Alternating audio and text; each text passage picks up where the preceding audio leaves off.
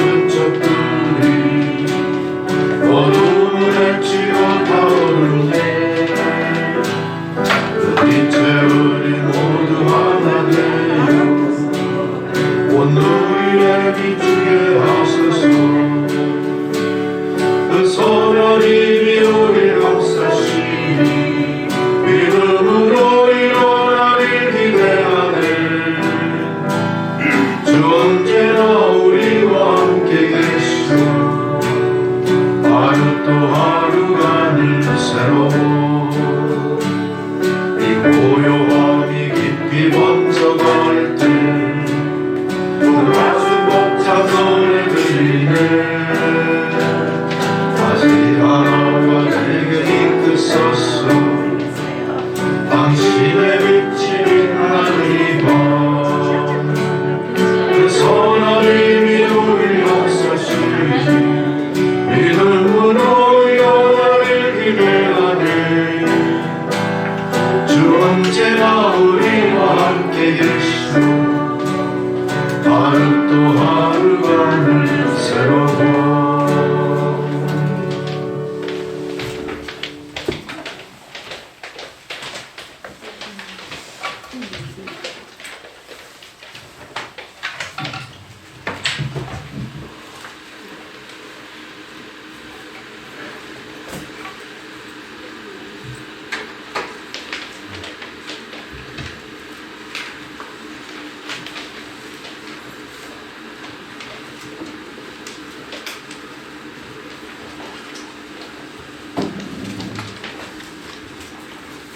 네, 오늘은 3월 19일 사순절 네 번째 주일입니다. 다 함께 경건한 마음으로 예배 전을 향해 올라가시겠습니다. 자리에서 일어나셔서 묵상 기도로 예배를 드리십니다.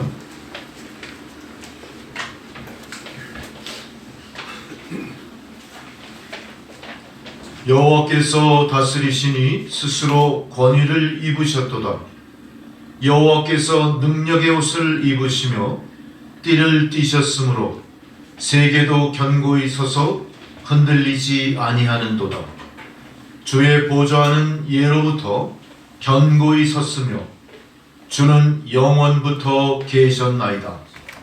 여호와여, 큰 물이 소리를 높였고 큰 물이 그 소리를 높였으니 큰 물이 그 물결을 높이나이다. 높이 계신 여호와의 능력은 많은 물소리와 바다의 큰 파도보다 크니이다. 여호와여, 주의 증거들이 매우 확실하고 거룩함이 주의 집에 합당하니 여호와는 영원 무궁하시리이다. 아멘. 전능하신 아버지 하나님, 오늘 귀한 주의 성일을 저희로 기억하고 주의 성전을 향하여 올라오도록 인도하시니 감사를 드립니다. 하나님, 오늘도 주의 임재 앞에 우리가 엎드려 예배 드릴 때 이 예배가 산 제사가 되게 하옵소서. 고난과 시련으로 점철된 어두운 세상 가운데서도 하나님은 그의 백성을 사랑하시며 귀히 여기시며 늘 그 품 안에 품어 보호하시오니 참으로 감사를 드립니다. 우리가 죽기까지 다 갚아도 갚지 못할 이 놀라우신 은혜를 늘 마음에 간직한 채 우리 남은 생에 열심히 십자가의 대로를 향하여 달려나가게 하옵소서. 그 힘이 곧 보혜사 성령의 능력인 줄 믿사오니 보혜사 성령을 주의 백성 한 사람 한 사람 충만하게 채워 주옵소서. 예배의 시종을 주님 앞에 온전히 의탁하옵고 이 모든 기도와 간구를 예수 그리스도의 이름으로 기도드립니다. 아멘. 다 함께 찬송가 29장 부르시겠습니다.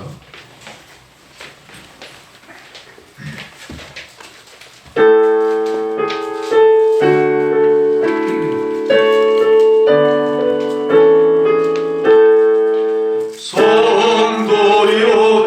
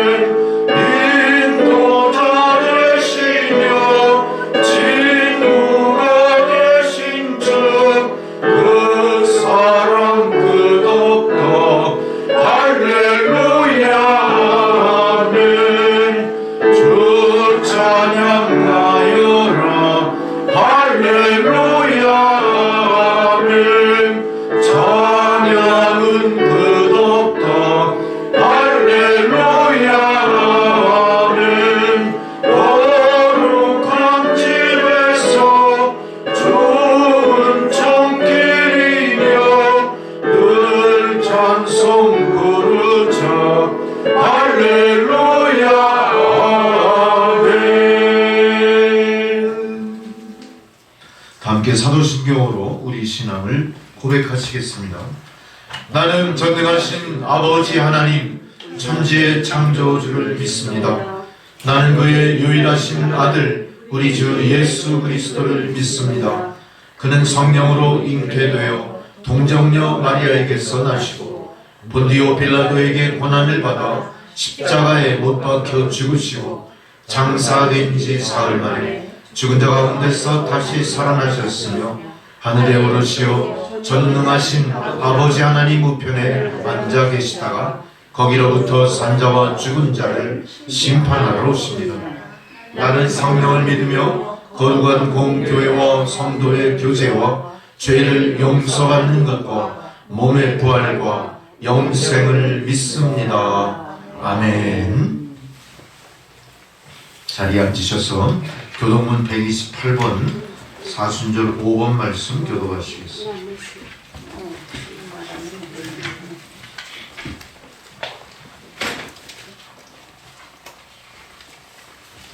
나의 영혼이 잠잠히 하나님만 바라며 나의 구원이 그에게서 나오는도다.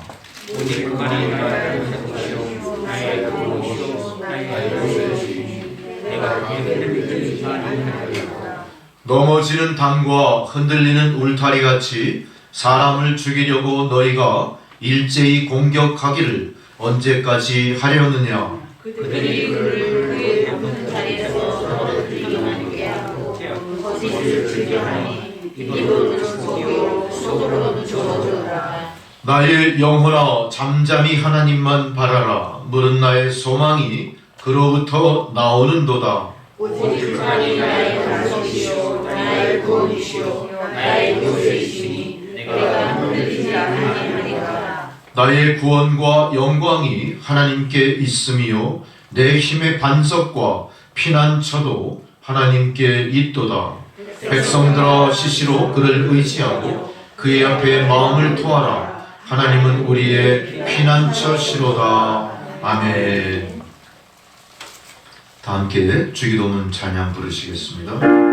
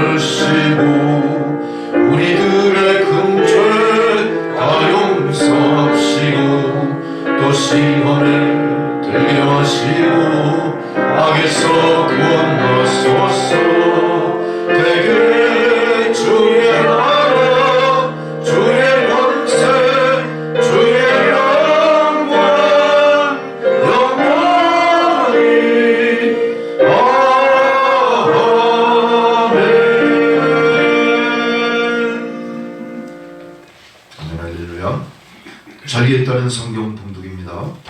첫 번째 봉독 사무엘상 16장 1절로 13절까지 말씀입니다.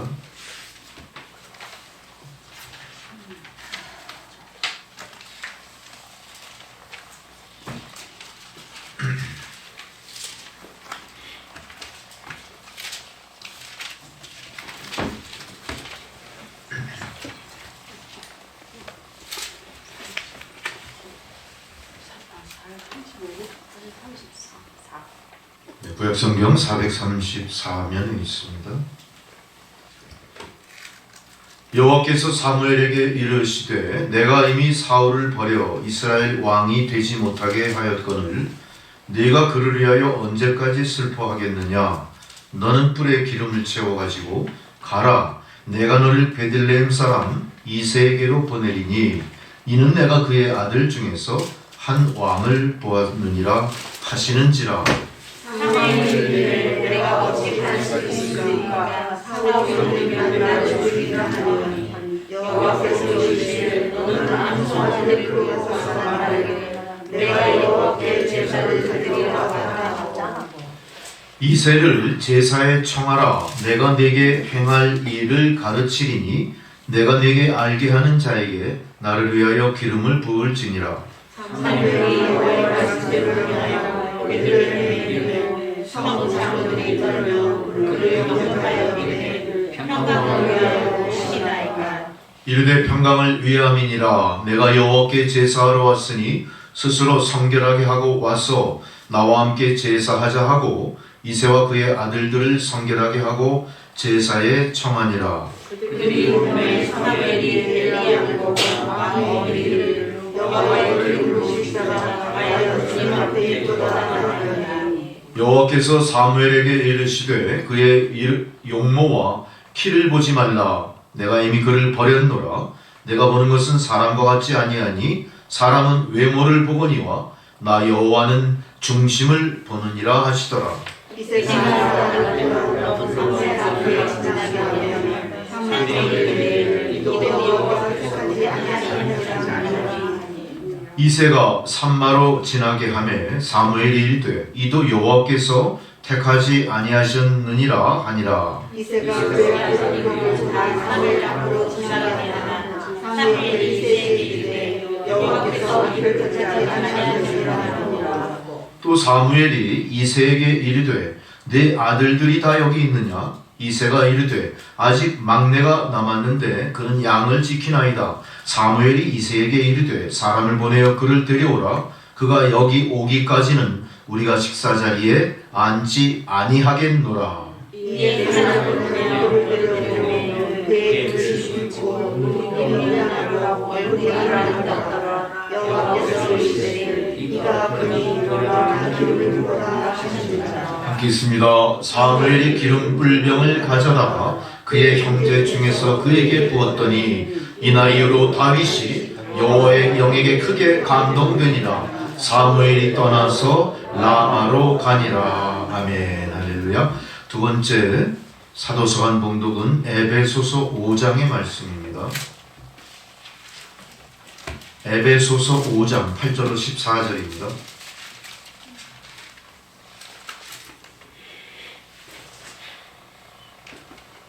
신약성경 315면 에베소서 5장 8절로 15절까지 14절까지 말씀을 교독합니다. 너희가 전에는 어둠이더니 이제는 주 안에서 빛이라. 빛의 자녀들처럼 행하라.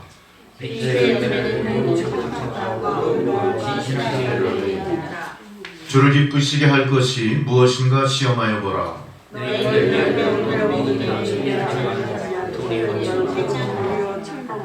그들이 은밀히 행하는 것들은 말하기도 부끄러운 것들이라.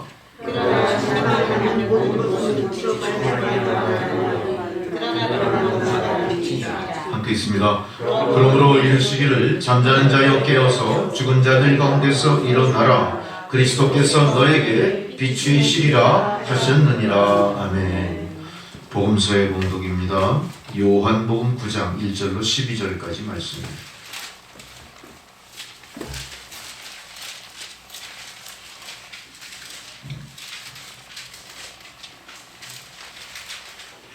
예수께서 길을 가실 때에 날개부터 맹인된 사람을 보신지라.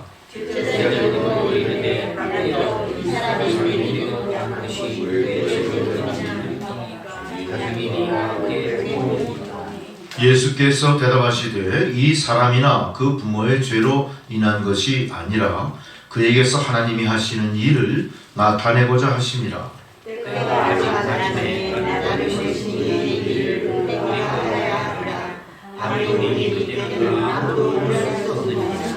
내가 세상에 있는 동안에는 세상의 빛이로라.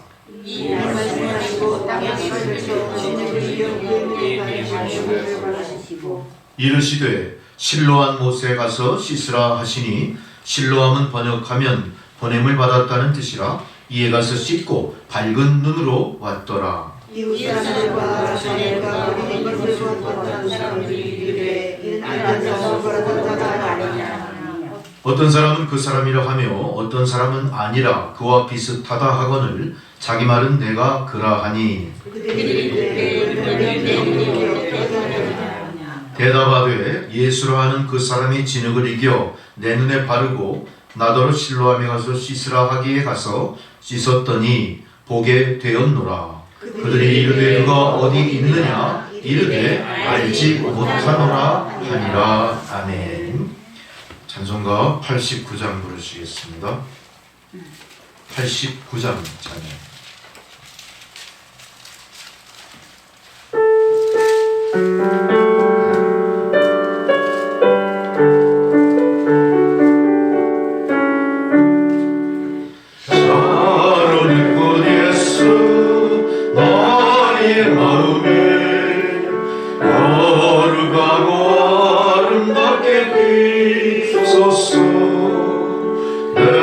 생명이 참 사랑의 향기여 간 데마다 풍겨나게 하소서. 예수 샤론의 꽃 나의 맘의 사랑으로 비소서. 샤론의 꽃 예수 이 세상에서 어느 꽃과 비교할 수 있으랴. 나의 삶의 한결같은 은혜와 사랑으로 가득하게 하소서. 예수 샤론의 꽃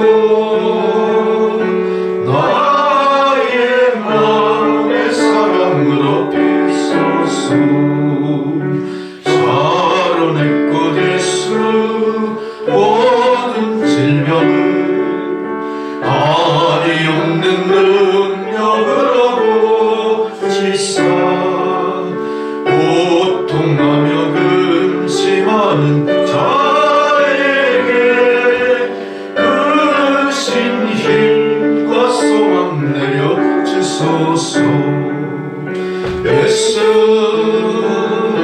샤론의 꽃 나의 맘의 사랑으로 비소서. 샤론의 꽃 예수 길이 비소서. 주의 영광이 땅 위에 가득해 전하 만민 주님 앞에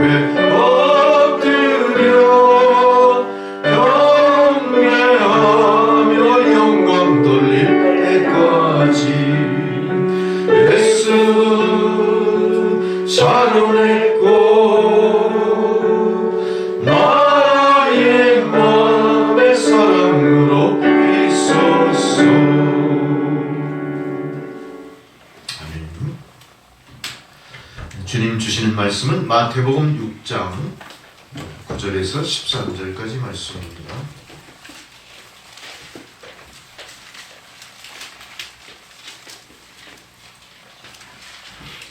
주의 말씀을 봉독해 드리겠습니다. 주님 말씀을 경청하십시오.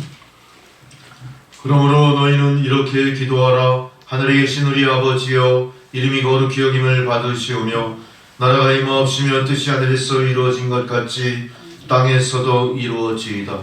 오늘 우리에게 일용할 양식을 주시옵고 우리가 우리에게 죄 지은 자를 사하여 준 것 같이 우리 죄를 사하여 주시옵고 우리를 시험에 들게 하지 마시옵고 다만 악에서 구하시옵소서. 나라와 권세와 영광이 아버지께 영원히 있사옵나이다. 아멘. 할렐루야. 이제 다 함께 기도하시겠습니다.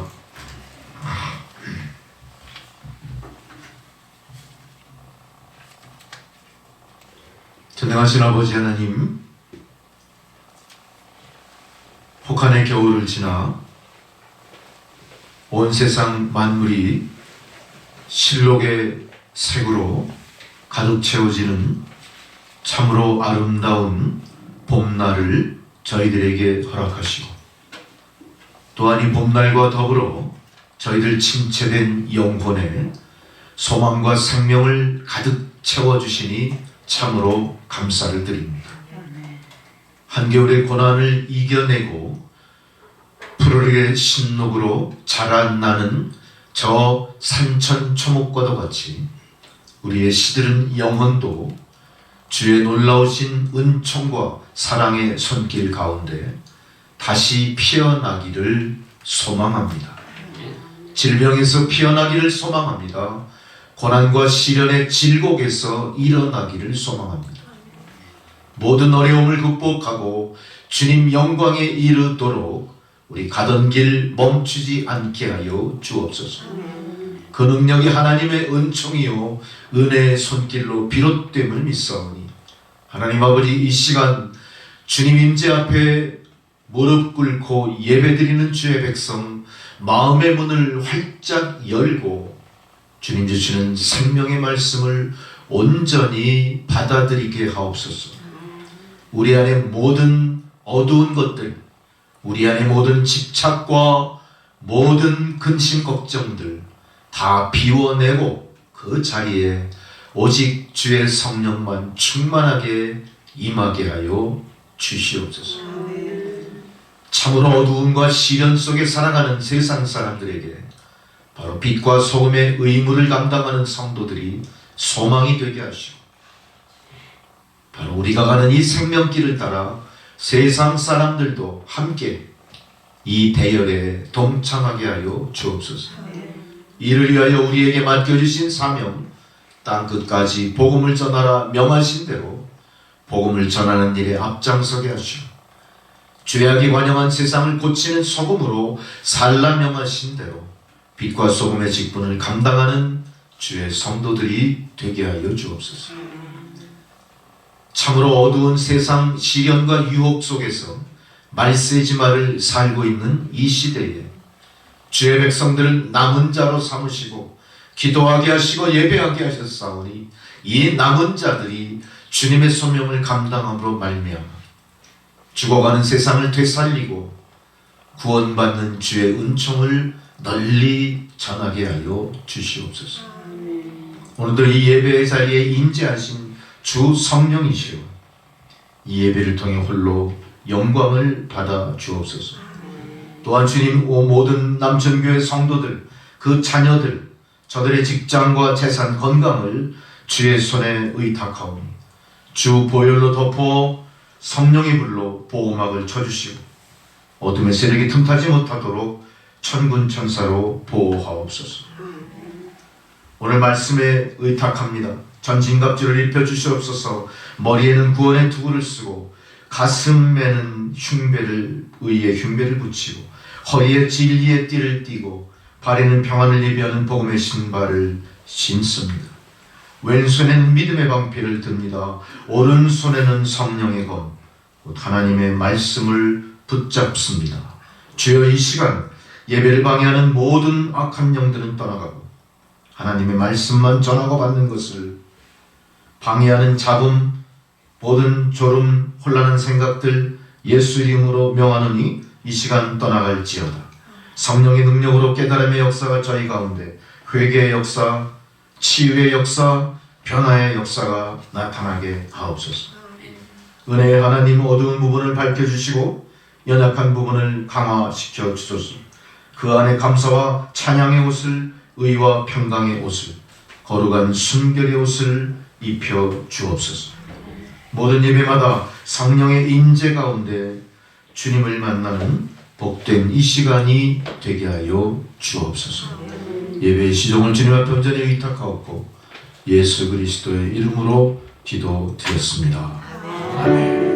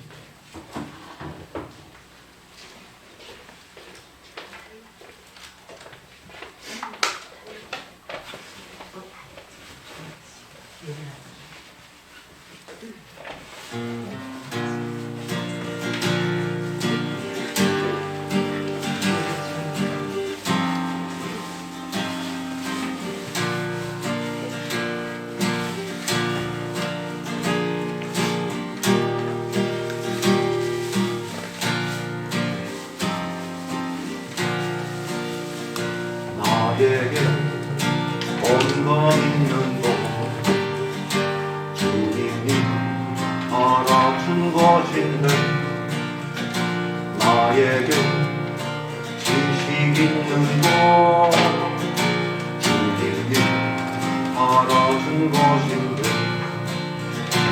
너희는 청년일 때에 창조주 하나님은 기억하라 말씀하신 하나님 왜 잊었는가 금보다 귀한 세월 나를 위해 무엇했느냐 예수님 나에게 물으시니 회개의 눈물뿐이네 나에게 본질 있는 것 주님이 알아준 것인데 나에게 명예 있는 것 주님이 알아준 것인데 샘물과 하나님을 겸하여 섬기지 옳다니라 말씀하신 하나님 왜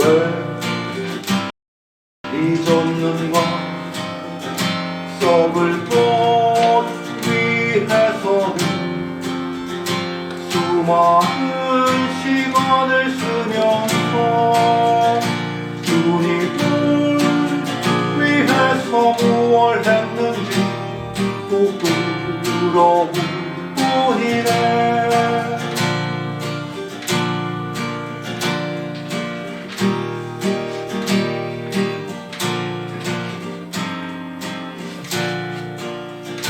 나에게 하나님 방법 그것으로 족하지요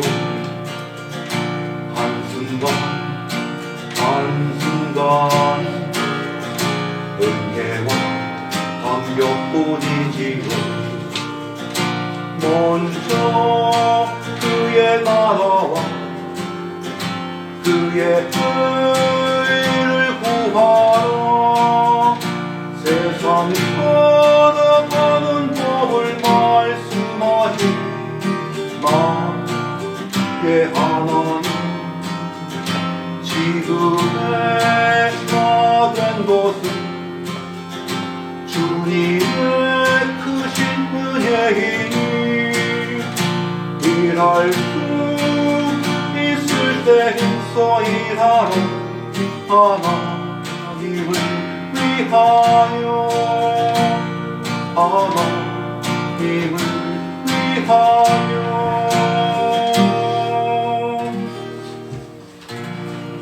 아멘.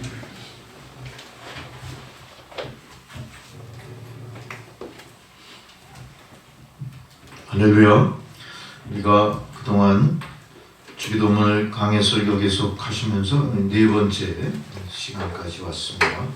그래서 오늘 말씀은 우리가 간구 드리는 것 중에 이제 오늘 내용이 죄 지은 자를 사하여 준 것 같이 우리 죄를 사해 주시옵소서. 다섯 번째 간구의 내용들이죠. 여러분 우리의 익숙했던 그 주기도문의 내용 우리가 그걸 쭉 기도를 드리시면서 이 부분에 대해서 여러분들은 의문을 가져야 마땅하거든요. 이게 무슨 소리일까? 의문을 가져야 마땅할 거예요.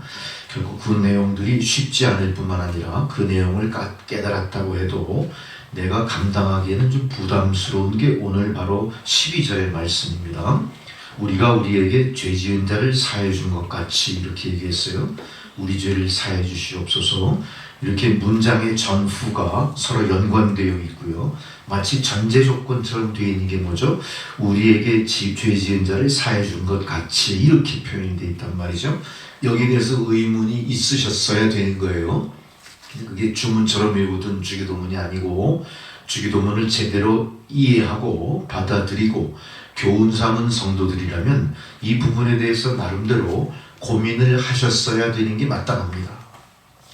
그렇죠? 그 이유가 뭐냐면요, 이게 상당히 부담되는 부분들이거든요. 왜냐하면 하나님께서 우리 죄를 용서해 주시는 것이 우리가 다른 사람의 죄를 용서해 준 것과 서로 연결되어 있다는 거예요. 연관되어 있다.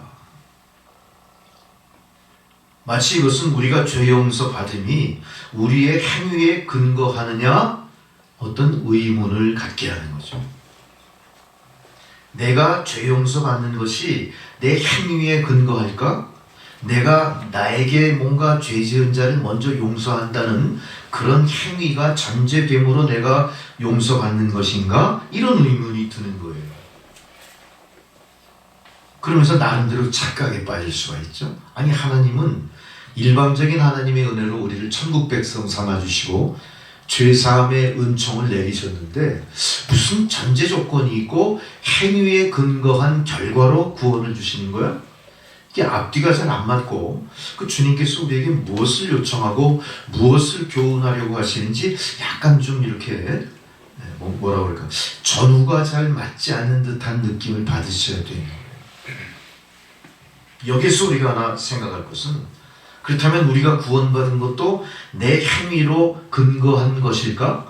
나의 행위가 올바랐기 때문에 하나님이 우리를 구원하셨을까? 어떻게 생각하세요?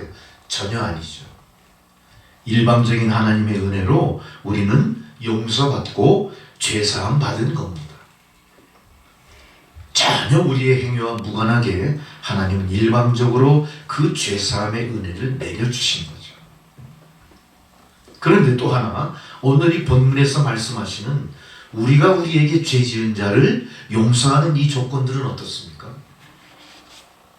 내가 하나님의 입장처럼 돼서 누군가를 죄를 사해주고 용서하고 그럴 만한 권리가 내게 있던가? 그럴 만한 능력이 내게 있던가? 그럴 만한 거룩한 행위가 내가 감당할 수 있을까? 이런 것에 대한 의문을 가지셔야 돼요. 그런 것에 대한 의문이 있는 성도들이라면 스스로를 뒤돌아보실 겁니다. 왜 주님께서 이 요청을 하셨을까? 주님의 구원받은 성도들이라면요, 자연스럽게 인과관계 속에서의 갈등도 내가 풀어나갈 수 있어야 된대요. 그건 우리 스스로가 결단하고 행동할 수 있는 것들입니다. 뭘까요? 너와 나 사이에 인과관계 속에서 이루어진 어떤 사회 안에서, 공동체 안에서, 가족 안에서 너와 나 사이의 관계를 하나님이 바라보시기에 칭찬받을 만한 모습으로 이 미리 우리가 조성해 놓을 필요가 있다는 거죠. 그거 할 수 있다는 겁니다. 우리가 살면서 딱 떠오르는 게 뭘까요? 그때 우리가 죄를 살 능력은 없습니다. 우리가 죄인인데 뭘 할 수 있을까요? 용서할 수 있는 거예요.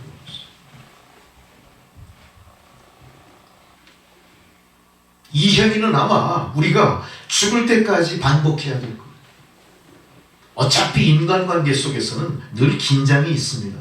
대립이 있고 갈등이 있습니다. 우열이 존재합니다. 좋고 나쁜 것에 대한 선호가 있습니다.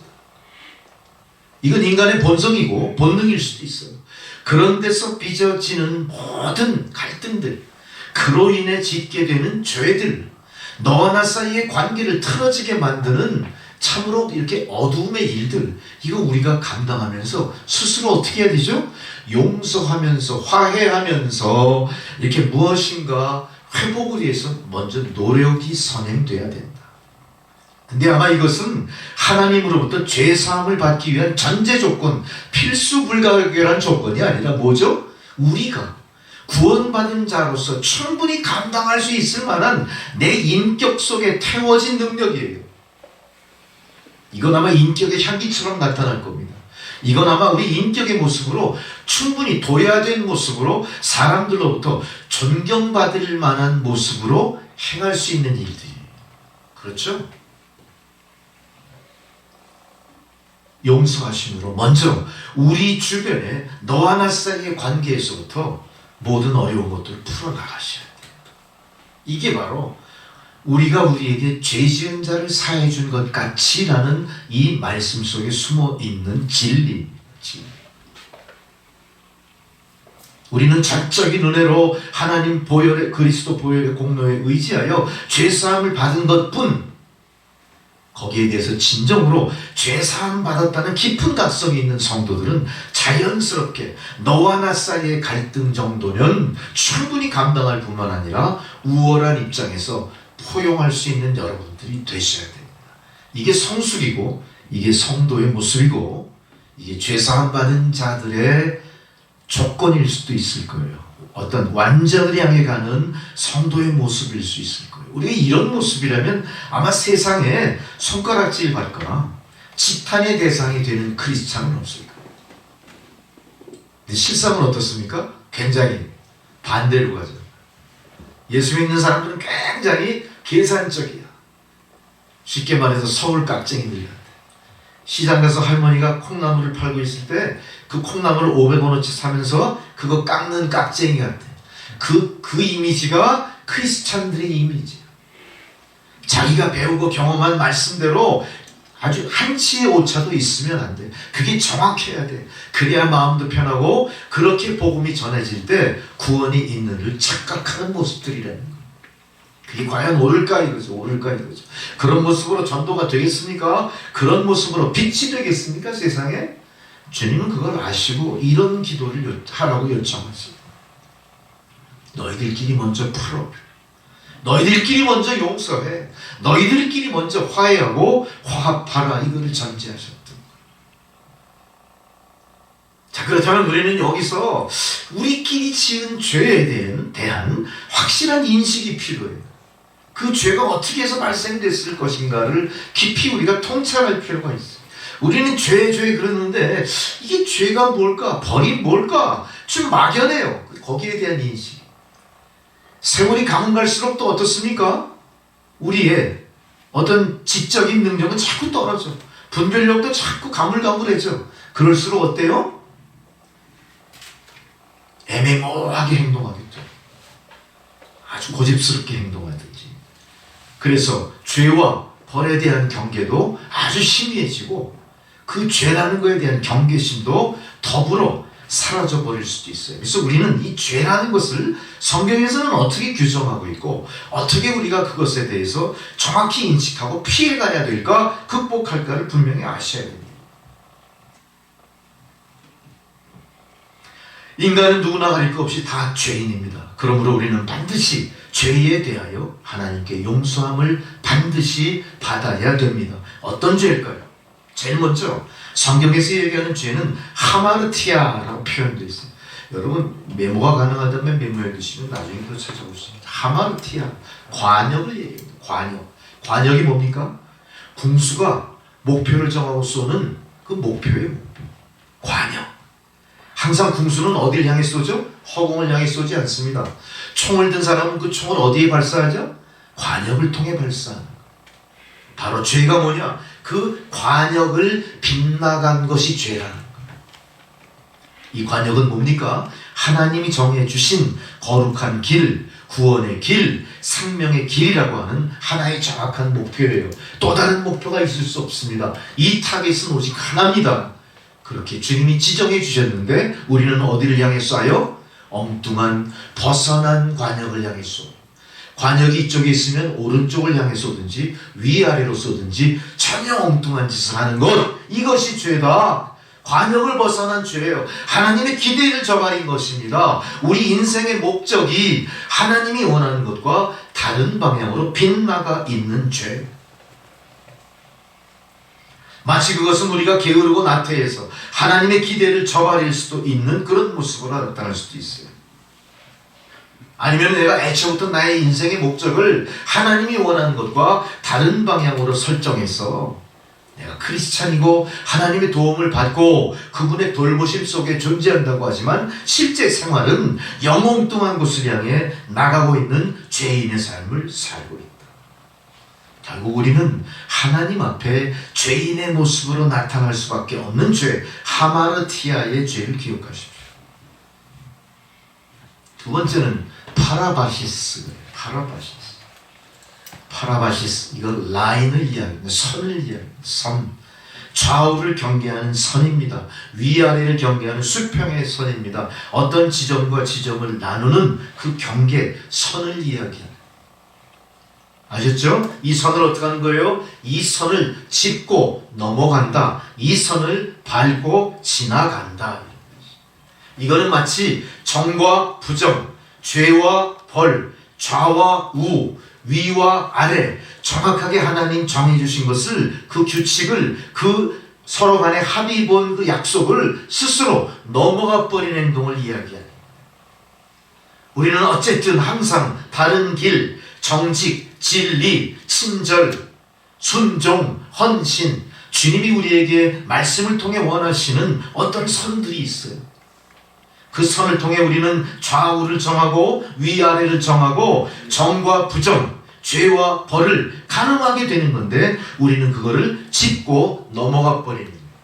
이거는 무의식적으로 하는 행동이 아니라 의식적으로 우리가 그 선을 넘어가 버림으로 지은 죄를 이야기합니다.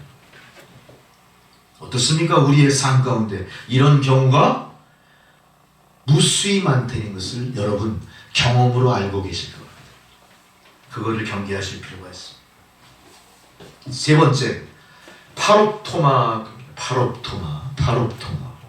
이것은 미끄러져 넘어진다는 뜻이에요. 미끄러져 넘어지는 일, 우리가 인생 살면서 수없이 경험합니다. 물리적으로 우리가 미끄러져 넘어질 때가 참 많습니다. 그런 것처럼 우리의 인생도 미끄러지고 넘어져 다치고 부러지는 것 같은 순간을 맞이한다. 뭐에서? 죄와 벌 사이에서, 죄와 정죄함 사이에서, 죄와 선 사이에서 미끄러져 넘어지면 어떻게 됩니까? 원하지 않게 선을 넘어가 버립니다. 미끄러져 넘어지면 어떻게 됩니까? 원하지 않는 곳으로 추락해 버리는 거예요. 내 의도와 다르게 내 인생이 빙판길에 밀려 넘어지듯이 그렇게 미끄러 넘어지는 경우가 있다. 이것은 마치 우리가 순간의 말의 실수로 돌이킬 수 없는 분열을 일으키는 경우를 우리가 생각해 봅니다. 내가 무의식적으로 내뱉은 말 한마디 한마디가 상대방에게 어떻게 꽂혀요? 비수처럼 꽂힌다. 상대방의 자존심을 무너뜨릴 수도 있고 상대방의 아픈 상처를 찌를 수도 있고, 이런 일이 너무나 많아요. 잘 생각해 보세요. 우리는 이 파롭토마의 죄를 우리가 순간적으로 많이 짓게 되는 겁니다. 순간적인 충동과 감정에 의해서 억제하지 못하고 자제심을 잃어버려 실수하는 일들이 너무너무 많아요. 그런 일 너무나 많죠. 우리가 방심해서는 안 됩니다. 의도적이지는 않지만 우리가 어떤 경우든 그렇게 미끄러져 넘어지는 일을 미연에 예방할 필요가 있는 거예요. 어떻게 해야 될까요? 조심하시면 돼요. 우리가 보고 판단해서 미끄럽겠다, 경사가 너무 급하다, 길이 너무 험악하다, 돌아가실 필요도 있는 거예요. 잠시 멈춰서 가지 않을 결정을 내릴 필요도 있는 거예요. 한마디 말 뱉고 싶어도 어때요? 마음속으로 씹어 삼킬 필요가 있습니다. 저는 근자에 그런 체험을 했어요. 이 말을 할까 말까 망설이는 순간들이 있어요. 그럴 때 어떻게 하실 겁니까? 여러분 성질대로 대부분 하시죠? 그럼 속이 시원하죠? 그렇지만 도저히 수습이 안 돼요. 영원히 끝나는 그 사람을 갑니다. 그렇게 엎어진 모든 상황은 수습할 수가 없어요. 참으십시오. 그런 우스갯소리 아닌 어떤 진리의 말도 있잖아요. 동양에 있잖아요. 뭐더라? 참을인자 3번이면 살인을 막는다? 그건 맞는 말이고. 그 마음속으로 다짐하세요. 내가 오늘 주님이 우리끼리 사이에서 벌어지는 모든 죄에 대해서 교훈하신 반드시 지켜내리라. 이거를 거울 삼아 내 안에 남아있는 모든 흠결을 고쳐나가리라 다짐하셔야 됩니다. 방심하지 마십시오. 충동으로 하지 마십시오. 현대인들은 어떻습니까? 충동 조절을 실패해서 많은 일들을 그르치게 됩니다. 바로 파라롭토마의 죄, 이 죄를 깊이 인식하시고 경계하시기 바랍니다. 네 번째, 아노미아의 죄가 있어요. 아노미아. 이거는 애초에 불법을 이야기합니다. 불법. 해서는 안 되는 거예요. 빨간 불에 차가 가면 안 돼요. 초록색 불이 켜지면 반드시 서야 돼요. 오늘 길이 많이 막혀서 급하다고 막 왔다 갔다 막 왔죠? 두 번 다시 하면 안 돼요. 이건 약속이에요. 그죠? 바로 아노미아, 불법. 우리끼리 합의한 약속을 스스로 파기해버리면 이런 일을 잘하는 사람들이 있어요. 누가 이런 일 많이 하죠? 우리가 자주 보는 거, 이 운전하는 사람 잘 조심해야 돼. 음주운전. 음주운전. 음주운전하는 사람은 또 음주운전해. 끝까지 해. 우리나라가 법이 너무 물른가? 근데 분명한 것은 이렇게 아노미아, 불법을 저지르는 자들은 또 다른 불법을 저지르게 돼 있어요. 불법이 또 다른 불법을 낳게 되는 거예요. 왜 그렇습니까? 양심에 화인 맞은 자처럼 스릴을 즐기나? 불법을 통해서 별일 없었으면 야, 나 살아났다. 아이고 니들이 아무리 막아봐라. 내가 얼마나 요리조리 잘 피해가는데. 그리고 불법을 저지르죠? 변호사 출신들이 아주 불법을 잘 저질러요. 법을 잘 아니까. 그래서 우리는 그런 사람들을 법꾸라지 그러더라고요. 법꾸라지, 미꾸라지처럼 법을 요리조리 피해간다 그래요. 그런 사람들 너무 많죠. 우리는 그런 사람들 보고 어떡하죠? 경멸하고 멸시하고 저주합니까? 우리도 저처럼 좀 미꾸라지같이 인생을 살자 그러잖아요. 다 뭐 이렇게 끌려. 마치 자석에 양극이 서로 끌어당기듯이 끌리는 거야. 이 아노미아의 불법을 우리는 어떻게든 막아내야 됩니다. 마치 하나님의 계명을 알면서도 우리가 저지르는 불법을 다시는 반복하시면 안 돼요. 우리 십계명은 얼마나 중요한 하나님과의 약속을 여깁니까? 가만히 보세요.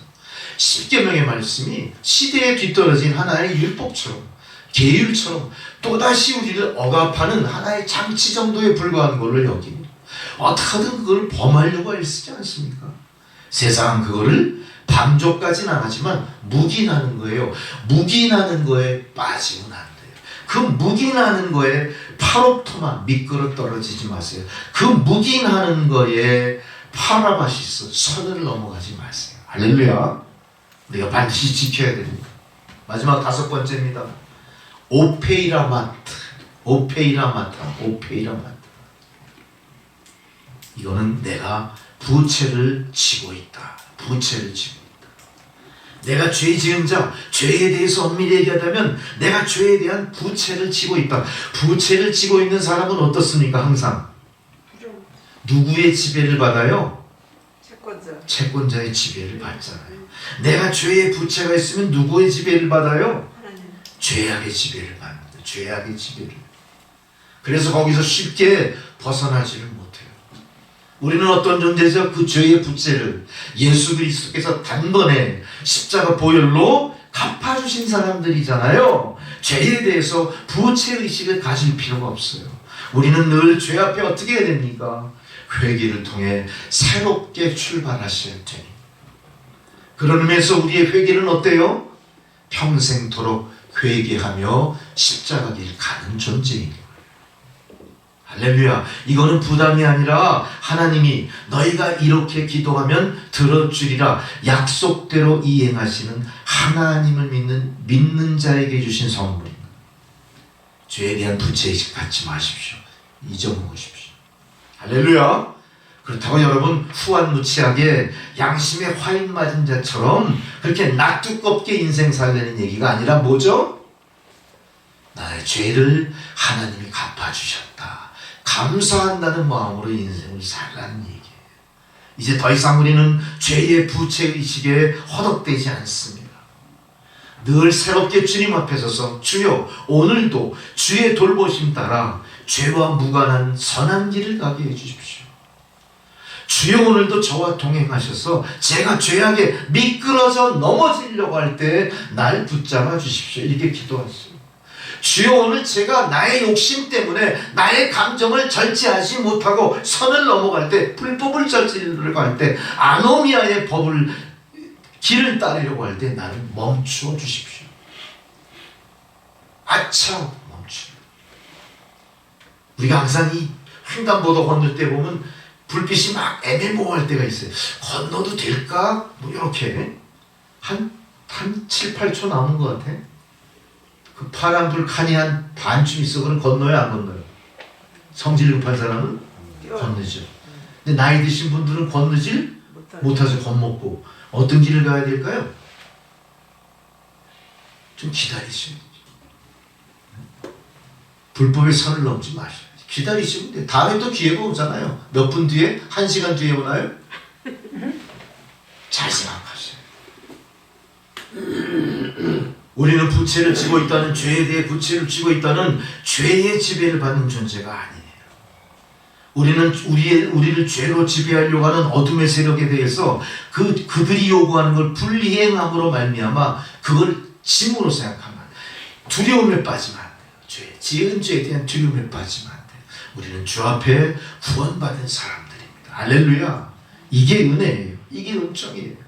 그러나 우리는 항상 살면서 어떡하죠? 자식들에게도 뭔가 부채가 있어요. 부모가 자식한테 뭐 잘못한 게 있나? 뭐 돈을 안 물려주나? 재산을 안 물려줘서 그러나? 뭐 부채 감이 있어. 그런 거 가지시면 안 돼. 우리는 주님의 보혈의 피의 구속의 능력으로 모든 죄를 다 털어 깨끗함을 입었습니다. 할렐루야. 다시는 죄의 부채를 지고 살지 마십시오. 우리는 오직 하나님과 나 사이에 대한 약속과 의무만 다하면 될 뿐이에요. 그런 의미에서 하나님 뭐라고 얘기합니까? 너희가 서로 용서한 것 같이 나도 너희를 용서하겠다. 너의 회개를 내가 원하노라. 이게 주님의 뜻이에요. 우리는 주 앞에 나갈 때마다 날마다 회개합니다. 우리가 우리에게 죄 지은 자를 용서해 준 것처럼 주여 내 죄도 용서해 주십시오. 내가 어쨌든 인생을 사는 동안 순간순간이 죄와 함께 동행하는 순간들이에요. 나도 모르는 사이에 나의 모든 이성이, 나의 모든 감성이, 나의 모든 오성이 죄와의 치열한 싸움에서 죄를 뒤집어 쓰거나 죄로 인해 넘어지거나 죄에 무릎을 꿇거나 무시로 그런 일을 반복할 수밖에 없습니다. 그럴 때 주님 앞에 나가 어떻게 됩니까? 회개를 요청. 하나님 용서해 주십시오. 어제 제가 저를 미워했던 걸 용서해 주십시오. 저 사람을 정죄했던 걸 용서해 주십시오. 저 사람을 무시했던 걸 용서해 주십시오. 가난한 자를 핍박했던 걸 용서해 주십시오. 내가 강탈했던 걸 용서해 주십시오. 나만 살겠다고 남의 고통과 외로움을 강요했던 걸 용서해 주십시오. 나만 빨리 가겠다고 남들이 망설일 때 막 길 건너 앞장서 가다가 뒤따라오는 사람 다 교통사고 당하게 하고 용서해 주십시오. 그런 일이 있어요. 길 잘 가십시오. 인생 확실히 잘 사십시오. 나의 자녀들을 위해서, 우리 동무들을 위해서, 성도들을 위해서, 수직적인 하나님과의 관계뿐만 아니라 수평적인 관계에서 모든 사람이 주 안에서 평안히 살기를 다짐하면서 여러분 어떻게 하셔야 된다고요? 날마다 우리가 우리에게 죄 지은 자를 용서해 준 것처럼 하나님 아버지 우리의 죄를 용서해 주십시오. 어떻게든 내가 이 죄에서 멀리 떨어져 주만 바라보며 살아갈 수 있게 나를 이끌어 주시옵소서. 계속 기도하시는 여러분이 되셔야 될 줄 믿습니다. 7번째, 마태복음 13장에 이렇게 우리에게 요청합니다. 이제 우리는 시험에 들게 마시고 우리를 악에서 구하옵소서. 시험을 이야기해. 시험은 인생에게 주어진, 우리가 하나님 곁을 떠나 세상으로 유리된 이후 우리가 늘 겪어야 되는, 우리 앞에 늘 있는 문제거리들. 어떤 문제거리가 있습니까? 생로병사의 문제가 있습니다. 나의 생업과 나의 실존에 대한 문제가 계속 이루어지는 거예요. 예측하지 못한 사건 사고가 늘 두려움으로 우리를 엄습해오는 겁니다. 이때 우리가 시험에 든다는 건 뭐죠? 잘못 판단하게 되는 것, 미끄러져 넘어지는 것, 선을 넘어와 버리는 것, 불법을 자행하게 되는 것, 양심의 화인 맞은 자처럼 주님이 요청하신 것을 깜빡 잊고 엉뚱한 짓 하는 것들이 다 시험에 포함되는 것들이에요. 이 시험을 우리가 이겨내야 돼요. 이 시험을 이기지 못하면 어떻게 된다고요? 악에서 구하옵소서. 그 말뜻처럼 악에 빠져버리고 말아요. 하나님은 우리를 위해서 생명까지 바쳐 우리를 구출해 주셨지만 우리가 다시 악의 발을 들여놓는다면 어떡할까요? 하나님은 제일 마음 아파하실 겁니다. 절대 우리는 그런 일을 해서는 안 될 겁니다. 요한복음 13장 10절에 자 이런 말씀이 있죠. 예수께서 이르시되 이미 목욕한 자는 발밖에 씻을 필요가 없다. 자 이건 우리가 우리에게 죄 지은 자를 사해 준 것 같이 우리 죄를 용서해 주십시오 할 때 자 이건 약간 도치된 거예요. 순서에서 약간 벗어났지만 제가 다시 언급하지 않을 수가 없습니다. 우리는 죄에 대해 부채감을 가져서는 안 된다. 왜? 예수께서 말씀하셨잖아요. 비유로 목욕한 자는 발만 씻으면 돼. 온몸은 이미 깨끗해졌어. 이렇게. 할렐루야. 이게 주님의 구원의 은총이에요. 우리의 온몸은 이미 주의 보혈로 깨끗해졌습니다. 우리가 날마다 다니는 그 길에서 먼지로 더럽혀진 발만 씻으면 되는 거니까 여러분 발만 씻는 은총, 발만 씻어도 우리를 인정하시는 하나님의 사랑에 늘 머무시는 여러분 되시기 바랍니다. 아마 그런 믿음이라면 우리는 시험도 충분히 이겨낼 수 있을 거예요. 오늘 이제 6번째 시험에 들게 하지 마시옵소서 하는 이 기도도 굉장히 중요한 기도라는 걸 생각합니다. 왜 그렇습니까? 우리가 사는 날 동안 늘 우리의 삶은 사탄의 시험에 노출되어 있기 때문에 우리는 오직 예수 그리스도 피로 구원받아 하나님의 자녀가 되었지만 나머지 우리에게 주어진 우리 인생의 순간순간들은 죄와 연약함에 빠질 수밖에 없는 존재. 왜 그렇습니까? 우리가 구원받았지만 우리가 인생을 사는 나의 실존 속에서는 생로병사의 지배를 받아요. 우리는 늙어갑니다. 우리의 생각은 점점 무뎌집니다. 우리는 죄에 대해서 점점 친숙해지고 하나님의 의에 대해서 점점 멀어질 수밖에 없는 그런 인생의 구도를 갖고 인생 살아가는 거예요. 그러니 우리 순간순간 어떻게 해야 돼요? 우리 앞에 닥치는 죄 짓게 하는 조건들을 물리칠 수 있어야 된다. 그거를 결단해야 된다. 우리는 너무나 많은 유혹 속에 살고 있어요.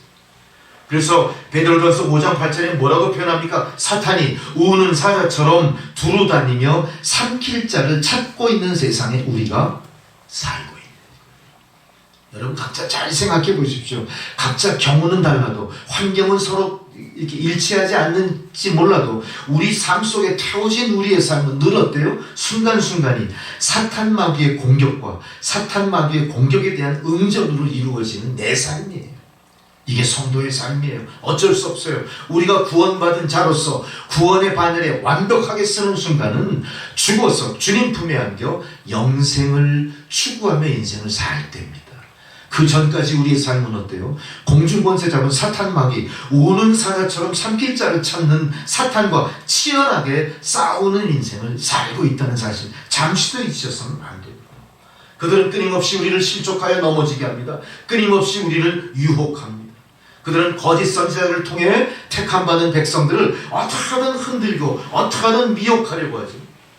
심지어 예수의 제자들에게도 어떻게 했어요? 저들이 밀가부를 타려고 너희를 청구했다. 누가복음 22장 31절에 그런 말까지 있어요. 누구를 청구했어요? 주님의 제자들까지도. 주님의 제자들까지도 사탄 마귀의 도전에 응전하는 인생을 살았던 거죠. 순간순간. 마찬가지로 우리도 시험에 들지 않도록 악에서 구하소서 이 기도를 깊이 있게 하셔야 될 필요가 있습니다. 여러분 앞으로의 시험뿐만 아니라 현재 어떤 시험 가운데 있습니까? 그 시험을 주님 앞에 내려놓으셔야 돼요. 하나님 내가 선택할 길이 어느 길입니까? 하나님 어떤 방법으로 이것을 돌파할 수 있을까? 심사숙고하셔야 돼요. 고민하셔야 돼요. 고민하셔야 돼요. 어떻게 이걸 이겨낼 수 있을까? 그게 물질의 문제일 수도 있을 거예요. 이성 간의 문제일 수도 있을 거예요. 너와 나 사이 인간관계 속의 갈등일 수도 있고 대립일 수도 있을 거예요. 나라와 나라, 민족과 민족 간의 갈등일 수도 있을 거예요. 전쟁에 대한 갈등도 있을 겁니다. 철수할 것인가 공격할 것인가, 화해할 것인가 외교적으로 해결할 것인가, 무력으로 강압하고 우리가 이겨내야 될 것인가. 순간순간 엄청난 시험들이, 크고 작은 시험들이 개인이든 공동체든 나라든 민족이든 그 앞에 계속 이어지는.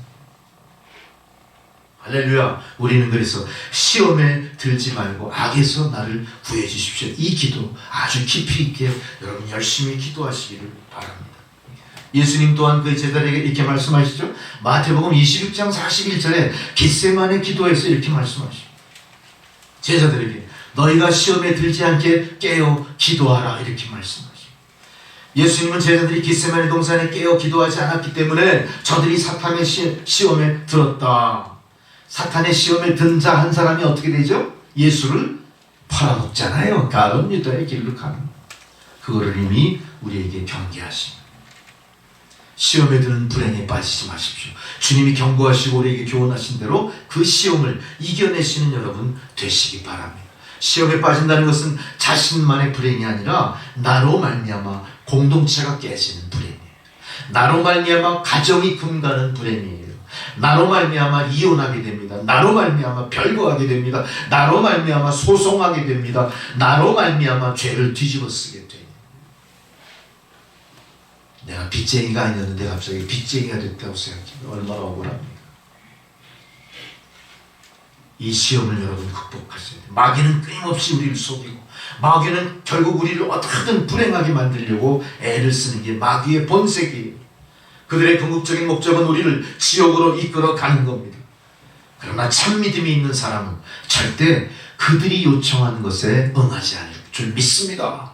참 믿음을 가진 여러분들은 기도를 통해 그 마귀의 모든 괴휴를 물리치고 이겨내실 줄 믿습니다. 이제 우리가 주님께서 가르쳐 주신 대로 이 기도로서 그 뜻을 이루어 가신 여러분 되시기 바랍니다.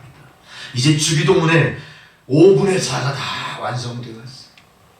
5분의 4가 완성되어가는 이 순간 여러분 마음속에는 어떤 생각이 드십니까? 더 기도해야겠다. 내가 기도의 방향을 이렇게 설정해야겠다. 내가 기도의 횟수를 이렇게 늘려야겠다. 내가 기도하는 시간을 이렇게 정해야겠다. 내가 기도하는 장소를 구별해야겠다. 결단이 있으셔야 돼요. 내가 기도하면 반드시 하나님 들어주시리라. 이제 내가 기도의 용사로 어떤 부여된 사명도 감당할 수 있을 거야. 신이 나시는 여러분 되시기 바랍니다. 여러분, 제가 준비한 말씀을 통해 오늘로써 주기도문 강의를 마칠 수 있을 것 같아요. 기대하십시오. 마지막 부분입니다. 나라와 권세와 영광이 아버지께 있나이다. 주기도문의 마지막 부분. 뭘 얘기합니까? 하나님께 영광을 돌리는 송영으로 이루어집니다. 뭐예요 이제? 이건 내가 입으로 하나님 영광 받으옵소서가 아니에요. 믿음으로 결단하고 기도를 배우고 기도를 실천한 내가 이제는 성화된 존재가 돼. 하나님과 기도로 소통하는 하나님과 괄목상대할 만큼 내 실존에 하나님이 확 들어와 계신 거예요. 그 존재로서 하나님께 어떻게 돼요? 감당할 수 없는 기쁨, 감당할 수 없는 영광이 드러나는 거예요. 이게 기도의 열매예요. 기도의 하이라이트예요. 기도의 빛이에요. 기도의 에너지예요. 이제 여러분은 주님 앞에 영광을 돌릴 수밖에 없는 거예요. 이건 말로만 영광 돌리는 게 아니에요. 찬양으로 영광 돌리는 게 아니라 진실로 주여, 나를 깨닫게 하신 주님, 그동안 내가 헛살아왔다는 걸 오늘 제가 인식합니다. 확실히 깨닫습니다. 그동안 내가 거짓으로 예배드리고 거짓 기도드렸던 것 내가 회개합니다. 이제 나를 새롭게 하셨사오니 이제 내 앞에 열린 이 새로운 열린 문이 닫히지 않도록 하나님 돌봐주십시오. 이 열린 문을 통해 시온의 대로를 향해 이제 목표가 정해졌어요. 그 목표를 향해 나의 믿음의 활시비를 힘차게 당기고 관역을 맞추는 인생 살게 해주십시오. 이 깊은 마음 용서 좀 치니까 어떻게 되냐? 하나님께 영광을 돌려. 하나님의 나라가 드디어 내 앞에 가까이 오게 되는 거예요. 이 송영을 통해 우리는 기도를 마감하는 겁니다. 아마 이 기도의 모든 틀이, 이 기도의 기승전결이 여러분이 평소에 드리는 모든 기도의 기본이 되길 바랍니다. 모든 기도의 근거가 되길 바랍니다. 모든 기도의 약속의 보증서가 되기를 바랍니다. 이제 여러분 기도가 달라지시면, 기도는 절대 어려운 게 아닙니다. 기도는 우리가 할 수는 있습니다. 할렐루야. 자신이 생기십니까? 할렐루야.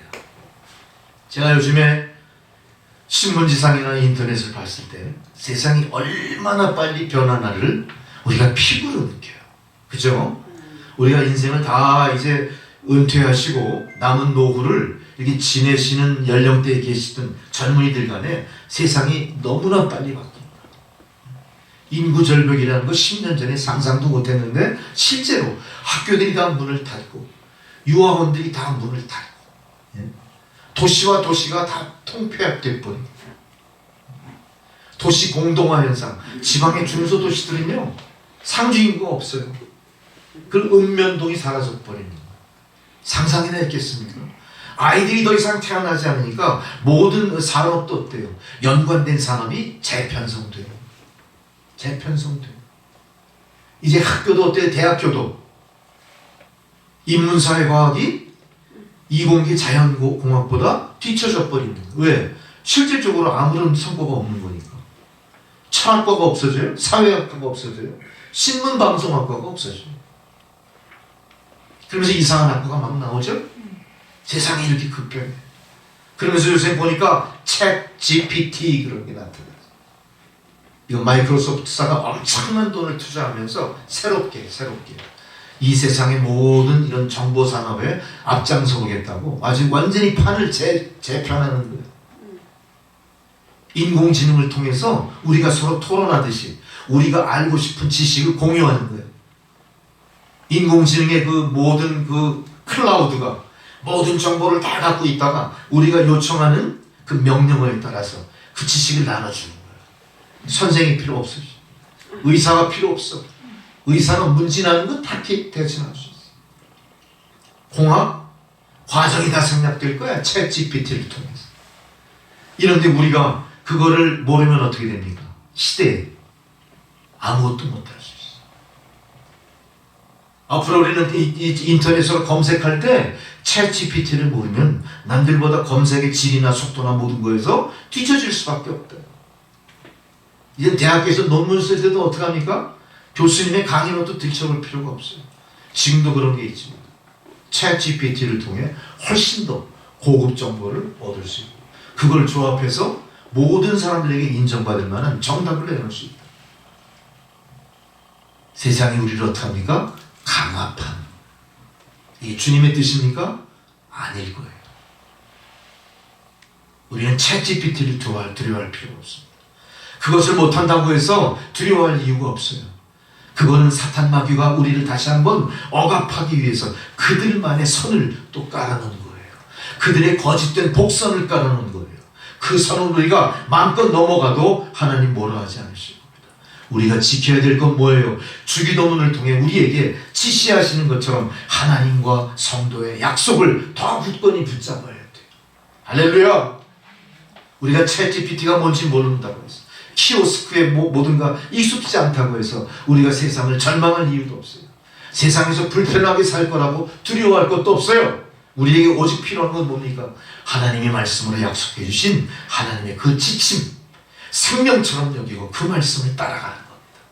가장 중요한 기도에 대한 기본, 주기도문이 바로 그것처럼 여러분의 마음 중심에 제대로 되새겨져서 이제 거기를 최선을 다해 그 길을 따르고 그 진리의 말씀대로 변화된 신앙생활을 하겠다 다짐하는 여러분들이 챗 GPT 세상을 극복하고 앞장서 가게 될 줄로 믿습니다.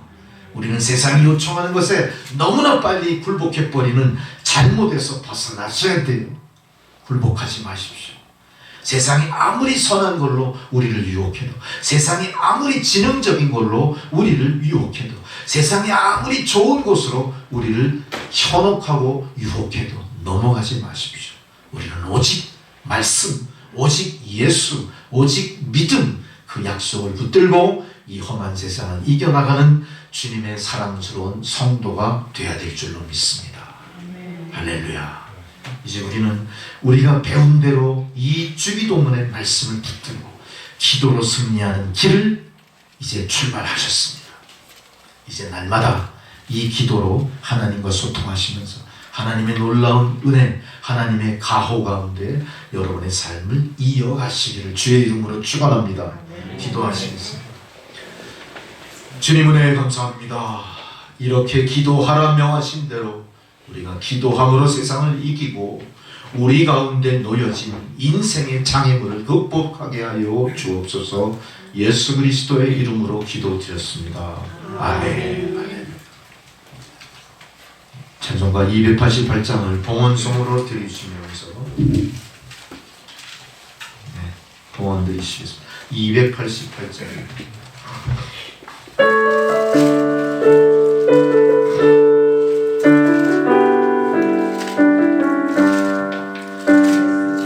예수를 나의 구주 삼고 성령과 피로써 거듭나니 이 세상에서 내 영혼이 하늘의 영광 보리로다. 이것이 나의 간증이요 이것이 나의 찬송일세. 나 사는 동안 끊임없이 구주를 찬송하리로다. 온전히 주께 맡긴 내 영 사랑의 음성을 듣는 중에 천사들 왕래하는 것과 하늘의 영광 보리로다. 이것이 나의 간증이요 이것이 나의 찬송일세. 나 사는 동안 끊임없이 구주를 찬송하리로다. 주 안에 기쁜 누림으로 마음의 풍랑이 잔잔하니 세상과 나는 간 곳 없고 후속한 주만 보이도다. 이것이 나의 간증이요 이것이 나의 찬송일세. 나 사는 동안 끊임없이 구주를 찬송하리로다.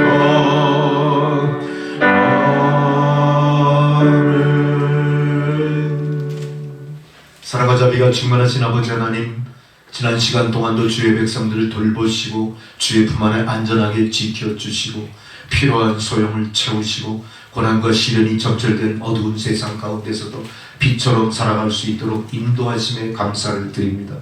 하나님, 지난 시간 베푸신 그 귀한 은혜의 역사, 그 은총의 열매들을 이제 선별하여 여러 명목으로 주님 앞에 예물을 드렸사오니 하나님, 예물 흠양하여 주시고 예물이 사용되어지는 곳에 하나님의 나라가 확장되게 하옵소서.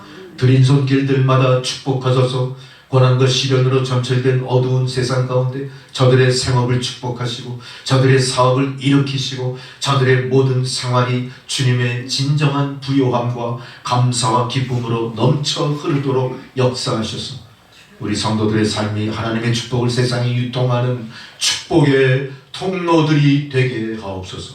예수 그리스도의 이름으로 기도드렸습니다. 아멘. 오늘 여러분 교통 통제하시면서 교회까지 오시느라고 애 많이 쓰셨죠? 그럼에도 불구하고 주님 앞에 오셔서 예배 드리고 나니까 얼마나 기쁨 충만, 감사 충만한지 몰라요? 이게 주님의 은혜와 사랑입니다. 우리는 어떤 여건, 어떤 환경 속에서도 끝까지 성도의 길 포기하지 않고 갈 때 하나님께서 놀라운 축복을 예비하신 대로 부어주실 줄 믿습니다. 할렐루야. 네. 세월이 참 빠릅니다. 3월달 후딱 지나가고요. 지금 벌써 개나리꽃이 막 피고 그래요.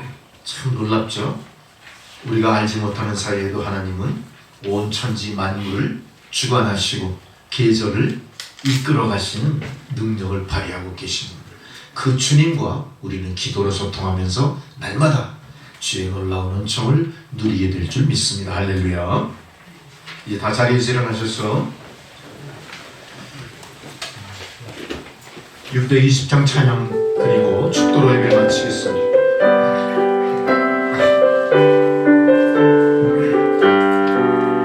거기에 모이노니 주의 은총 받은 자여라. 주께서 이 자리에 함께 계심을 아노라. 언제나 주님만을 찬양하며 따라가리니 시험을 당할 때도 함께 계심을 믿노라.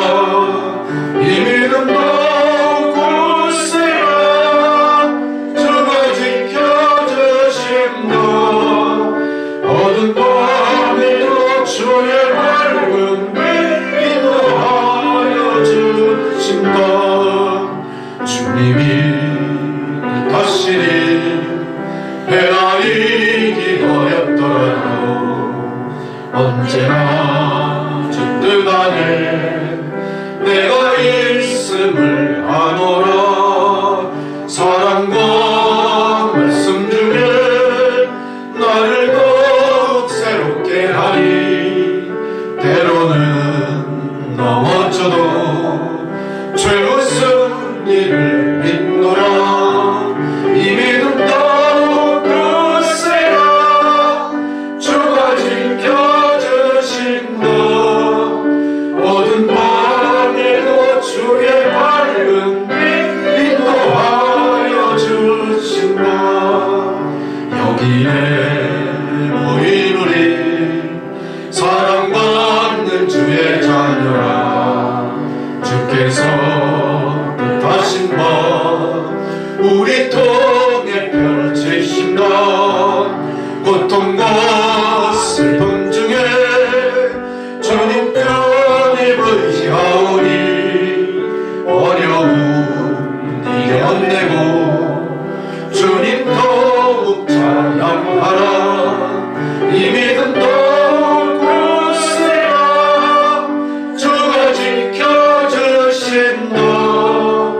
어두운 밤에도 주의 밝은 빛 인도하여 주신다.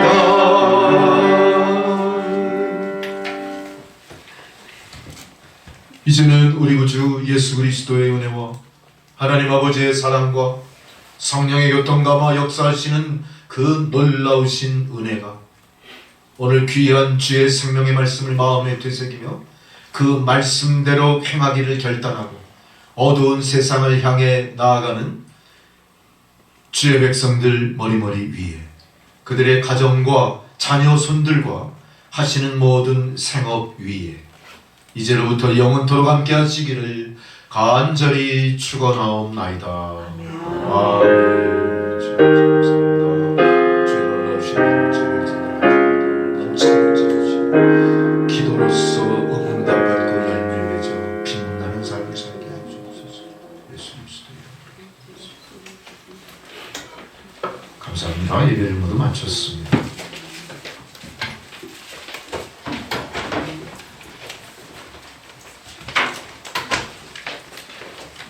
네.